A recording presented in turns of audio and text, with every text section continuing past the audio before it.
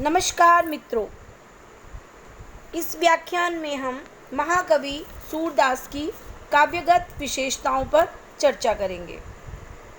सूरदास कृष्ण काव्य धारा के प्रमुख कवि हैं।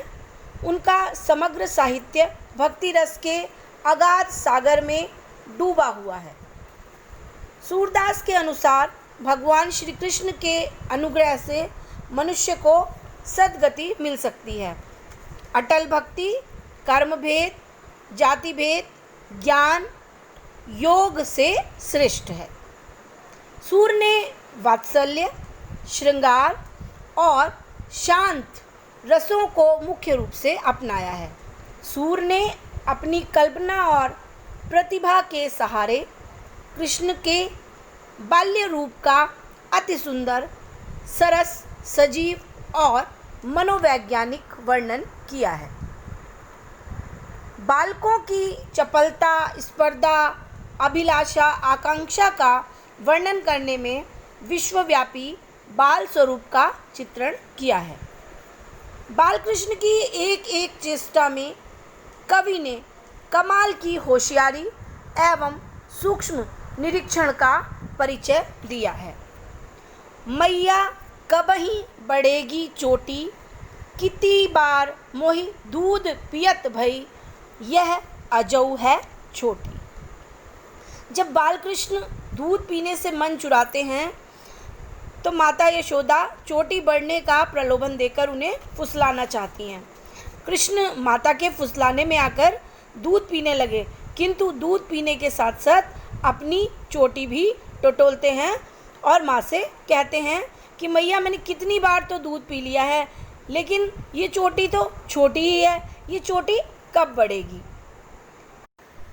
सूर के कृष्ण प्रेम और माधुर्य की प्रतिमूर्ति हैं, जिसकी अभिव्यक्ति बड़ी ही स्वाभाविक और सजीव रूप में हुई है, जो कोमलकांत पदावली, भावानुकूल शब्द चयन, सार्थक अलंकार योजना, धारावाही प्रवाह, संगीतात्मकता एवं सजीवता सूर की भाषा में है।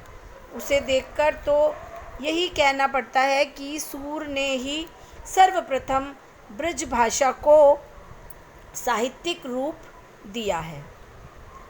सूर ने भक्ति के साथ श्रृंगार को जोड़कर उसके संयोग वियोग पक्षों का जैसा वर्णन किया है, वैसा अन्यत्र दुर्लभ है।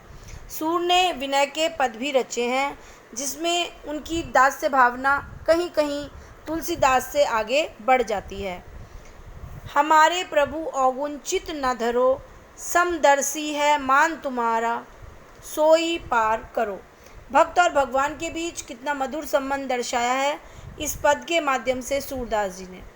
यह सर्वविदित है कि पूर्णता केवल ईश्वर को प्राप्त है, अपूर्णता के कारण मनुष्य से त्रुटि स्वाभाविक है। इसलिए सूरदास ने भगवान से अवगुण समाप्त करने नहीं, बल्कि इसे हृदय में न धरने की प्रार्थना की है। सूरदास जी कहते हैं, मेरे स्वामी, मेरे दुर्गुणों पर ध्यान मत दो। आपका नाम समदर्शी है, उस नाम के कारण ही मेरा उद्धार कीजिए। सूर ने स्थान स्थान पर कूट पद भी लिखे हैं। प्रेम के स्वच्छ और मार्जित रूप का चित्रण भारतीय साहित्य में किसी और कवि ने नहीं किया है। यह सूरदास की अपनी विशेषता है। वियोग के समय राधिका का जो चित्र सूरदास ने चित्रित किया है, वह इस प्रेम के योग्य है। सूर ने यशोदा आदि के शील गुण आदि का सुंदर चित्रण किया है। सूर का भ्रमर गीत वियोग श्रृंगार का उत्कृष्ट ग्रंथ नहीं है, अपितु उसमें सगुण और निर्गुण का भी विवेचन हुआ है। इसमें विशेषकर उद्धव गोपी संवादों में हास्य व्यंग्य के अच्छे छींटे भी मिलते हैं। सूर काव्य में प्रकृति सौंदर्य का सूक्ष्म और सजीव वर्णन मिलता है। ब्रज भाषा के सर्वश्रेष्ठ कवि महाकवि सूरदास ने अपने काव्य में प्रकृति को पर्याप्त स्थान दिया है। इसके कई कारण भी हैं। सबसे पहली बात तो सूर्य के आराध्य कृष्ण की जो लीला भूमि है ब्रज, वो अनंत विभूतियों का आगार है। दूसरे, वो स्वयं सूर्य की भी क्रीड़ा स्थली है, जिसके कारण सूर्य को भी उसके प्रति अत्यधिक अनुराग है।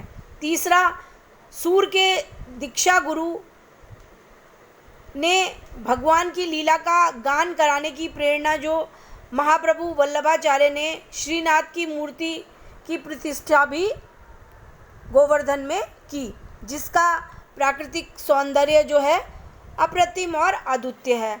चौथी बात यह है कि ब्रज और उसका केंद्र बिंदु वृंदावन केवल लौकिक दृष्टि से ही महत्वपूर्ण नहीं है, उसका आध्यात्मिक महत्व भी है।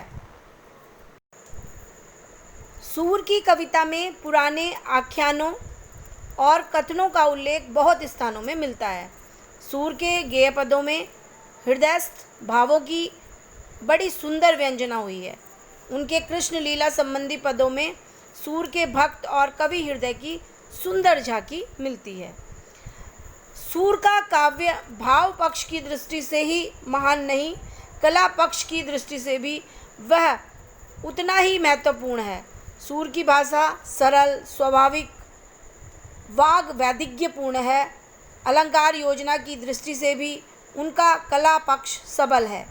आचार्य हजारी प्रसाद द्विवेदी ने सूर्य की कवित्व शक्ति के बारे में लिखा है, सूरदास जब अपने प्रिय विषय का वर्णन शुरू करते हैं तो मानो अलंकार शास्त्र हाथ जोड़कर उनके पीछे पीछे दौड़ा करता है। उपमाओं की बाढ़ आ जाती है, रूपकों की वर्षा होने लगती है।